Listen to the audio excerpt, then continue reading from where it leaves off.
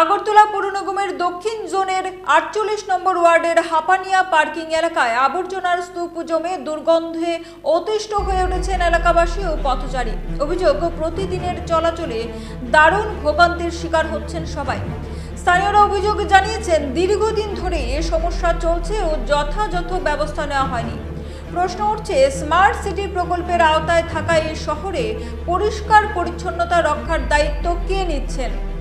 ৪৮ নম্বর ওয়ার্ডের কাউন্সিলর সবিতা করের দৃষ্টি কি কখনো পড়বে এই সমস্যার দিকে?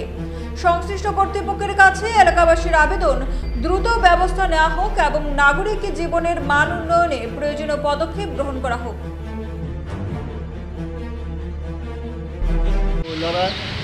যত না হলেও তো তারা মানে না, আর দুনিয়ার তাও আরেকবার আমি ২৫০০ টাকা দিয়া পয়সা ২টা নৌকা দিব, এও কিছুই দেয় না।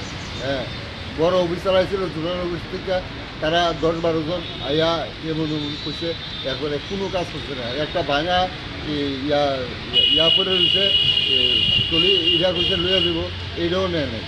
হ্যাঁ, ২টা নৌকা দিব, এডিও করেন। হ্যাঁ, এই মানে মানুষের লোকের দরবার গন্ধে ইয়ান দেয়, রাস্তাঘাট দেওয়া মানুষ আসতে পারে না, মানে নাকে হাত দেওয়া দেয়, স্কুলের মায়া যেতে পারে না, মানে বিভিন্ন রকমের, মানে যা বলবো এখানে ভাষার কোনো ইয়া নেই, অবস্থা চলছে না। রোজ পরিষ্কার করে না, মাঝে মাঝে আইয়া গাড়ি এটা পরিষ্কার করে না, ওই একটা ভাঙা টলি আছে, এইটার থেকে লইয়া দেখা তারা ২টা নৌকা দিব গেছে, এও দেয় না।